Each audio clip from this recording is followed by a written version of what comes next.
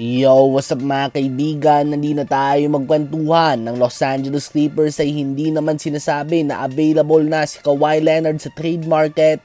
Subalit madaming teams na nag-a-assume na magiging handa ang Clippers na i-trade siya matapos na bigo silang makapasok sa NBA playoffs last season at dahil na din sa daanan na silang tahakin sa mga susunod na taon na medyo alanganin para sa edad at misyon ni Kawhi Leonard. Kaya naman madaming team ngayon ang naglalatag ng kanilang offer tulad na lamang ng Toronto Raptors at ng Dallas Mavericks na opisyal nang nagkaroon ng pag-uusap at ang Los Angeles Clippers tungkol sa possible Kawhi Leonard trade.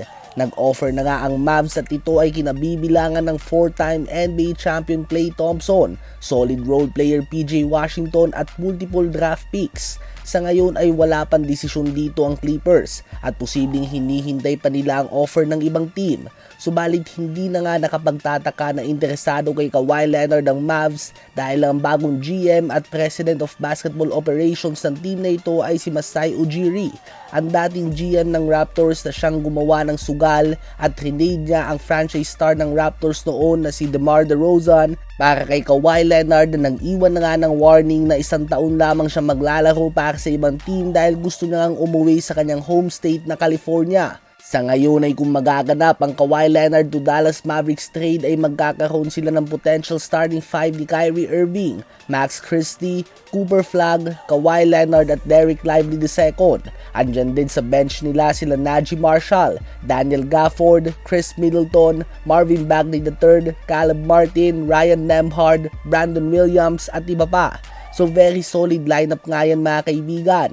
Obviously, madami pang kailangan nilang itrabaho para maayos ang chemistry, subalit hindi nga ito nagkukulang sa talento. Ngunit hindi lang nga ang Dallas Mavericks na nakapila sa 2-time Finals MVP bagkus andyan din nga ang Toronto Raptors na may malaking advantage kontra sa ibang mga team na interesado kay Kawhi Leonard. Dahil ayon sa balita ni Shams ng ESPN ay aktibong nag-uusap ngayon ng Raptors at ang Los Angeles Clippers tungkol sa Kawhi Leonard trade at binalita din ni Shams na si Kawhi Leonard ay handang pumirma sa Raptors ng long-term contract extension. Kabaliktaran nga ito na nangyari nung napunta siya dito noon.